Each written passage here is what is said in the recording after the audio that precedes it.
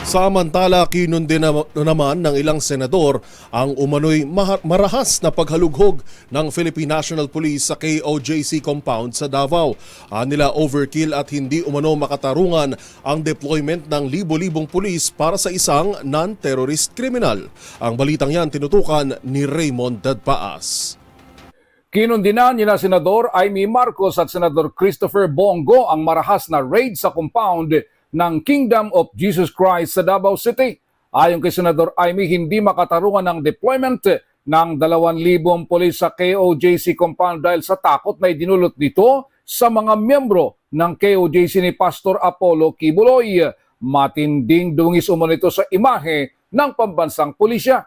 Tinawag namang overkill ni Senador Bongo ang operation sa KOJC compound kasunod ng report na meron ng namatay. Nanawagan ito ng professionalism at accountability sa nangyaring operation.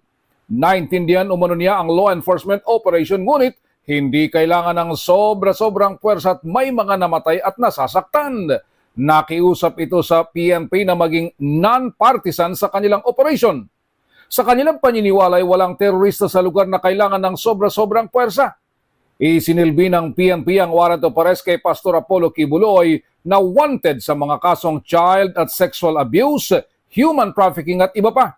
Hiwalay pa ang kasong kinakarap ni Kibuloy sa bansang Amerika. Sa panig ni Senador Risa Hontiveros na nagbulgar sa mga umunoy pang-abuso ni Kibuloy sa mga babaeng miyembro ng KOJC, walang ibang pinakamaganda niyang gawin kundi sumuko at harapin ang kanyang kaso at humarap din sa investigasyon ng Senado. Sa panig ng PNP, idinipensa nilang operasyon sa katwiran na ginagampanan lang nila ang kanilang tungkulin na arestuhin ang sinumang may warrant of arrest gaya ni Pastor Apollo Kibuloy. Para sa MBC TV Network News, ito si Raymond Dadpaas, una sa Pilipinas, una sa Pilipino.